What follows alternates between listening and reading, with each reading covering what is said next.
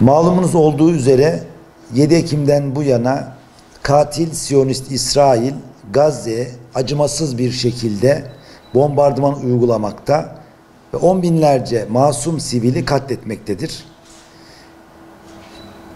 Bugün 130.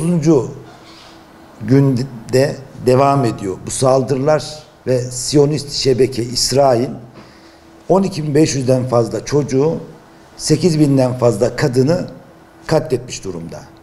Dolayısıyla hala enkaz altında sayıları 10 binlerle ifade edilen kayıplar söz konusu.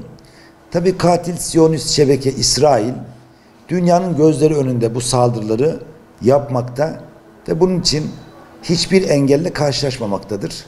Bu durum yani dünyanın katliamı onaylayan sessizliği karşısında saldırılarını pervasızca artırmaktadır.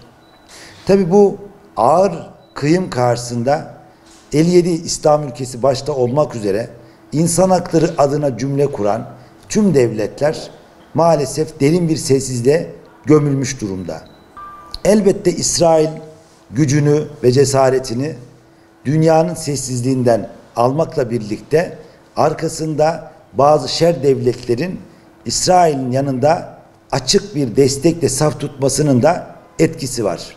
Bizler Diyarbakır Eğitim Birsen ve Filistin'e destek platformu olarak Gazze'de acımasızca katledilen çocukların yaşamını ve yaşadıklarını gündeme getirmek, katledilen kadınların yaşadıklarına ışık tutmak ve onların bu çaresiz bir şekilde ölümlerine seyirci kalmadığımızı ifade etmek üzere çeşitli etkinliklerin yanında bir yarışma düzenleme kararı aldık.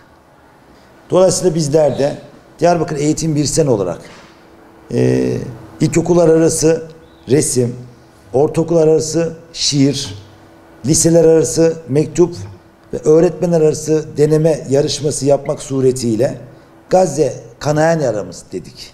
Bu yarışma kararı çerçevesinde inşallah 17 ilçemizde, bütün okullarımızda ve bütün okul türlerimizde bu yarışmalarımızı gerçekleştireceğiz. Daha sonra da bu yarışmaların sonunda dereceye giren eserleri önce ödüllendireceğiz.